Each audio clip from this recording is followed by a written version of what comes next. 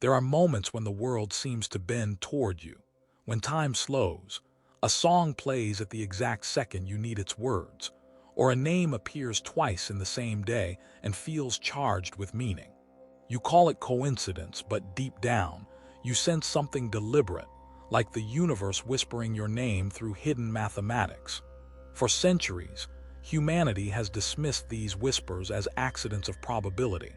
Yet behind this ordinary surface lies a far deeper structure, a living architecture where consciousness itself shapes the stage upon which existence unfolds. The story you are about to hear is not just about science. It's about the rediscovery of an ancient truth that was hidden, forgotten, and feared. In the early 1990s, two brilliant minds from different corners of the world, Michael Talbot and Jacobo Grinberg, walked the same invisible line between science and mysticism. One studied the holographic nature of reality. The other discovered an invisible network linking all consciousness. Both claimed that thought and matter are woven from the same luminous thread. Both vanished from the world in ways that still raise questions. Their message was simple but revolutionary. What you experience as reality is not a fixed external world. It is a holographic projection, an unfolding dance between your perception and the cosmic field of energy surrounding you.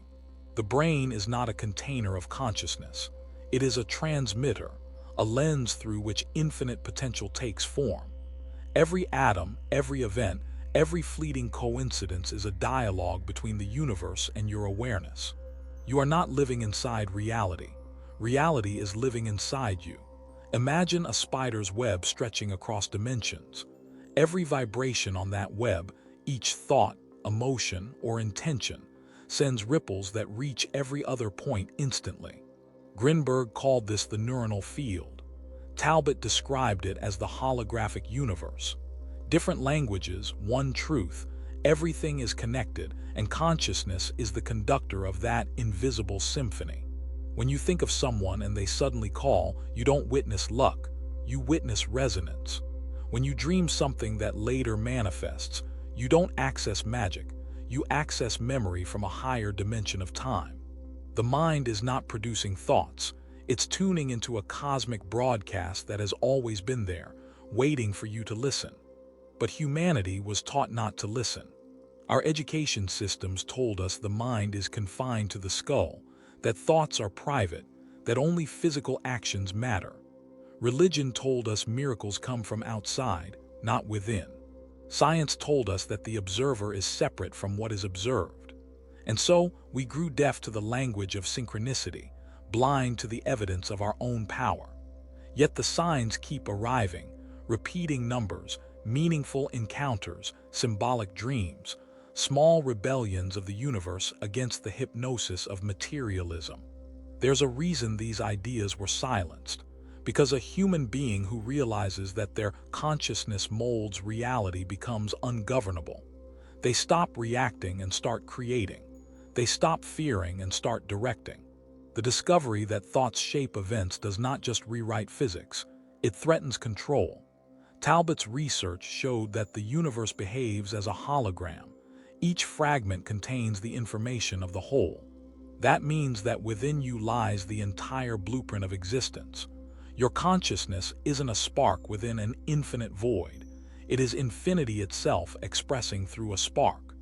Grinberg's experiments confirmed this principle scientifically.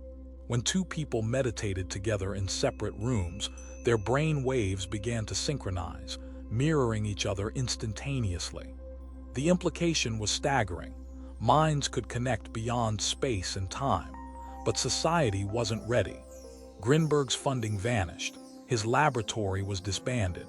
Then one night he did too. Some say he was taken. Some say he crossed dimensions. Whatever the truth, the message remains. The universe is participatory.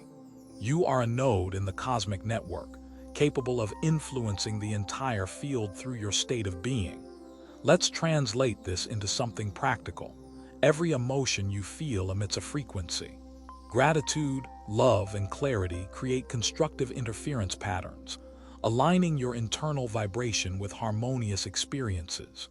Fear, Resentment and despair distort the field, attracting chaotic patterns that appear as bad luck. You are never punished by the universe. You are mirrored by it. This is why the same events can destroy one person and awaken another. The difference lies in vibration, in the lens through which consciousness interprets energy. You are both the observer and the architect of your timeline. Synchronicities appear when your internal state aligns with higher coherence. They are the universe's way of confirming that your consciousness is in resonance with its grand design. But most people miss the message because they've been conditioned to see randomness where there is rhythm. Every system that governs human behavior, religion, education, media, depends on your belief that you are powerless before circumstances. That is the real illusion. You've been trained to look for authority outside of yourself, while the ultimate authority has always been the vibration you emit with every breath, every thought, every feeling. The first step toward awakening is awareness. The moment you start noticing the patterns, your perception changes their meaning. Numbers on a clock, songs that seem to speak directly to you, random phrases overheard at the exact right time. These are not tricks of coincidence. They're coordinates in a multidimensional conversation. There are 3 levels to mastering this conversation. The first is energetic awareness, realizing that your emotions tune the field. The second is deprogramming, dismantling the filters that make you doubt your experiences. And the third is decoding, learning the symbolic language the universe speaks fluently through images, dreams, and events. Let's begin with energy. Every being emits an electromagnetic signature. Your thoughts, shaped by emotion, are encoded frequencies projected into the quantum field. This field doesn't speak words, it responds to vibration. Gratitude, compassion, love, these are high-frequency signals that attract coherent responses. Fear, envy, anger, these are low-frequency distortions that attract more confusion. This is not mysticism, it's resonance physics. Your nervous system is both a receiver and a transmitter. Each cell in your body oscillates within the symphony of cosmic frequency. When your inner song vibrates harmoniously, life becomes an orchestra of synchronicities, doors opening, messages arriving, paths unfolding with elegance. The second level is deprogramming. From birth, you've been trained to separate inner and outer worlds, to see consciousness as private and inert. This belief forms the psychological barrier that keeps your power dormant. When you start questioning this conditioning, you notice how social structures depend on disconnection. News that magnifies fear, entertainment that glorifies competition, education that replaces curiosity with conformity. The system survives by convincing you that the universe is indifferent, but the truth is, it listens to every word you don't say. The final level is decoding. The universe doesn't send text messages, it speaks in archetypes, synchronicities, and emotion. A sudden encounter might symbolize a coming transformation. A recurring animal, a repeating number, a forgotten song that resurfaces, all are notes in the cosmic alphabet. The more you pay attention, the more fluent you become in this higher language. It is your original tongue, the syntax of consciousness before words were invented. To master synchronicity is not to control reality. It is to dance with it consciously. It's the art of alignment, not manipulation. When you stop chasing and start listening, life begins to move with you. The right people appear. The right doors open. The universe becomes responsive because you finally speak its native dialect, frequency. The deeper truth is unsettling. Every event you've ever called coincidence was a reflection of your state of consciousness at that exact moment. The universe is not happening to you, it's happening through you. Each thought you nurture, each emotion you dwell in, becomes a command issued into the holographic code of existence. Every outcome is feedback, every pattern a mirror. But there's responsibility in knowing this. Once you see that your inner state shapes the outer world, you can no longer claim victimhood. You become accountable for the reality you create, both the light and the shadow. That's why awakening is not comforting at first. It dismantles the illusion that salvation lies elsewhere. It turns every complaint into a question. What frequency within me created this? This understanding, if lived fully, could dismantle entire systems of control. Because when billions of minds awaken to their power, the illusion of authority collapses. Governments lose their grip. Markets lose their magic. Fear loses its function. What remains is consciousness recognizing itself as the source. The most dangerous discovery on Earth isn't a new weapon. It's the realization that thought itself is the fabric of reality. That's why those who proved it were silenced, erased, or disappeared. But their discoveries didn't die with them. They were encoded into every synchronicity you've ever experienced, waiting for you to remember. Reality is not a prison of matter. It's a living field of possibility sculpted by consciousness. And the key to that field is attention. Attention is the creative brush that paints the hologram of your life. Whatever you give sustained focus to expands, because focus is the way consciousness transfers energy into form. Most people unconsciously focus on fear, lack, or distraction, feeding the matrix of limitation. But when you redirect attention toward gratitude, clarity, and purpose, the field reorganizes around your intent. This is why miracles follow those who expect them, not because they defy physics, but because they operate from higher coherence. Expectation is the magnetic alignment of thought and belief. When mind and heart agree, reality rearranges. Synchronicity is not the exception to the rule. It is the rule glimpsed through cracks in your disbelief. The more conscious you become, the more those cracks widen, until coincidence collapses entirely and everything reveals itself as communication. You are not meant to be a spectator of this process. You are meant to be its participant. Each morning, you awaken into a laboratory of creation. Every emotion you emit sends new blueprints into the field. Every act of kindness recalibrates your network of probabilities. Every moment of gratitude strengthens the bridge between potential and manifestation. So how do you live this practically? Start by remembering that emotion is energy in motion. Before reacting, breathe. Ask, what frequency am I about to transmit? When you choose response over reaction, you shift timelines. The outer world begins to echo your inner discipline. Second, treat every synchronicity as feedback. The universe is not judging you, it's instructing you.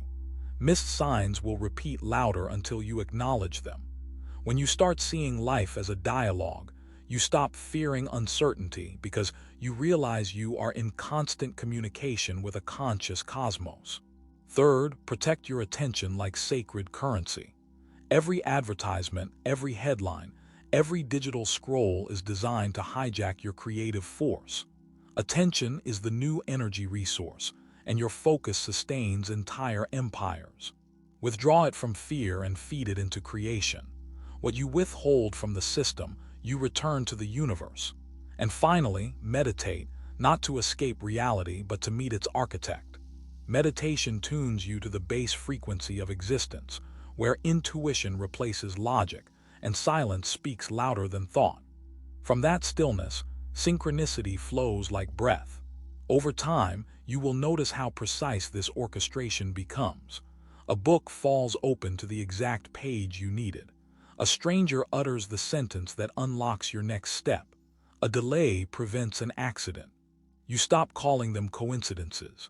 You start calling them coordination. When you reach that stage, life transforms into choreography, a dance of mind and matter directed by consciousness itself. You cease demanding control and start practicing alignment. And in that alignment, you discover a serenity that no system can steal. Because the ultimate conspiracy isn't against you, it's for you. The universe conspires constantly to awaken you to your own authorship. Every loss, every delay, every apparent mistake was a coded invitation to remember who you are. You are not an observer standing outside reality's window. You are the window. The hologram rearranges itself according to the light that passes through you. The field does not ask whether you are worthy. It reflects what you broadcast. It has no preference, it only mirrors. Grinberg's disappearance, Talbot's early death, the suppression of their work, all of it symbolizes a recurring cycle. When truth threatens control, truth goes underground. But the underground is fertile soil. Ideas buried by fear germinate in the minds of those ready to remember.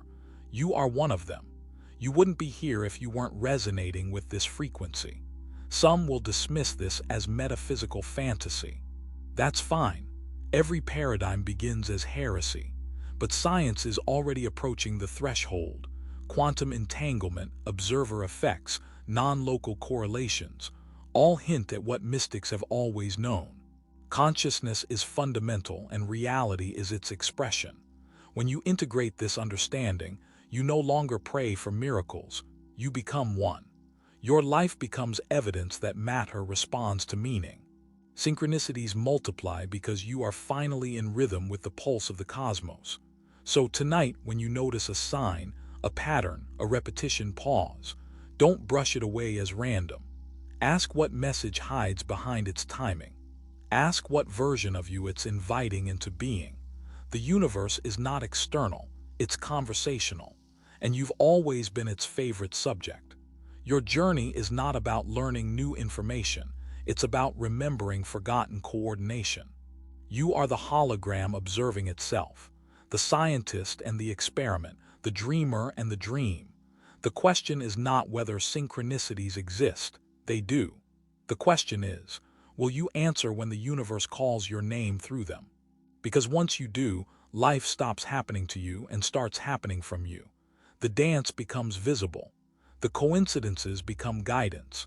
And reality, once thought to be solid, becomes liquid light flowing in the direction of your consciousness. This is what Talbot and Grinberg tried to show us, that reality is a mirror, and consciousness is the sculptor. The disappearance of those who discovered it wasn't the end of their message, it was its continuation. They dissolved into the field they had unveiled. They became part of the proof. And maybe that's the final secret. Enlightenment doesn't mean escaping the world. It means realizing the world was you all along. The next time a coincidence takes your breath away, remember, it's not chance, it's communication. The code is alive, and it's waiting for you to remember how to read it.